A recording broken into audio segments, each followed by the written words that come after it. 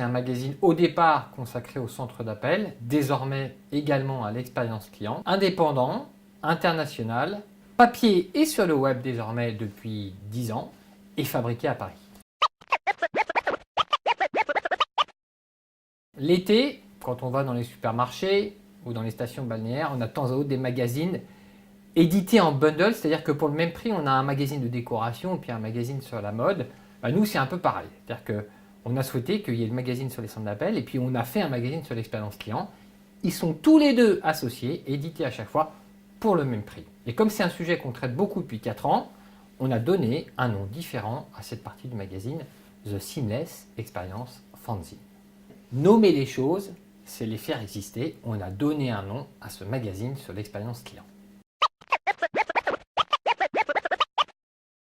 C'est Eddie Van Halen, le guitariste de Van Halen.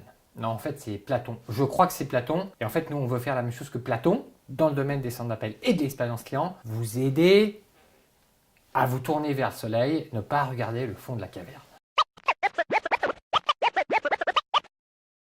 Ouais, non, c'est pas du tout has-been le papier. D'abord, un magazine papier, ça permet d'avoir des bonnes photos dedans, très grandes, bien imprimées. Dans un magazine, il y a également des couvertures. C'est pour ça qu'on ouvre le magazine.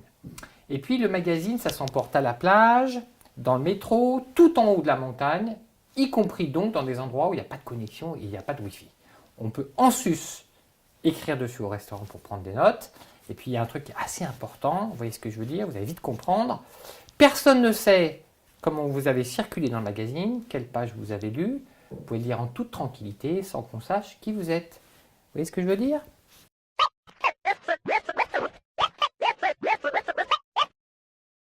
C'est pas du tout n'importe quoi, tout est maîtrisé, tout est intentionnel. Il y a des films, des livres, des morceaux de musique qui peuvent vous aider à comprendre le monde, à comprendre la complexité du monde. Et nous, on pense que c'est bien d'aller dénicher ces petits morceaux de musique, ces gens qui parfois au bout du monde font des choses remarquables en matière de service client ou de centre d'appel et qu'on ne connaît pas obligatoirement.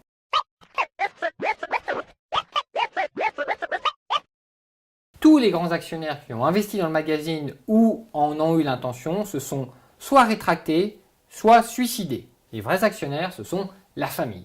Le family business, il n'y a rien de tel. Au petit déjeuner, quand votre fille vous recadre direct en regardant la couverture du magazine en disant « c'est nul à chier ton magazine », ça vous remet les idées d'équerre. Et puis donc, il ne demande pas non plus beaucoup de retour sur investissement tout de suite.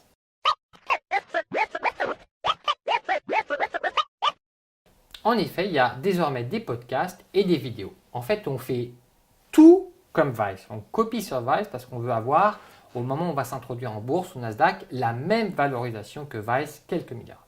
Donc plus sérieusement, les gens aujourd'hui sont en mobilité, ils voyagent, ils sont parfois dans le métro, et on essaie de diffuser notre contenu, qu'on a mis beaucoup de temps à créer, qui est vérifié, ce qu'on appelle le fact-checking, sous les différentes formes, différents médias qui peuvent vous toucher au bon moment. En réalité, cette idée des podcasts m'est venue de ma fille qui m'a envoyé cet été un podcast de 43 minutes qu'elle avait entendu sur France Culture. C'était John Lee Anderson, un très grand journaliste d'investigation du New Yorker, qui expliquait comment il faisait du fact-checking. C'est ça tout l'intérêt du family business. Votre fille vous donne une bonne idée pour transformer votre magazine.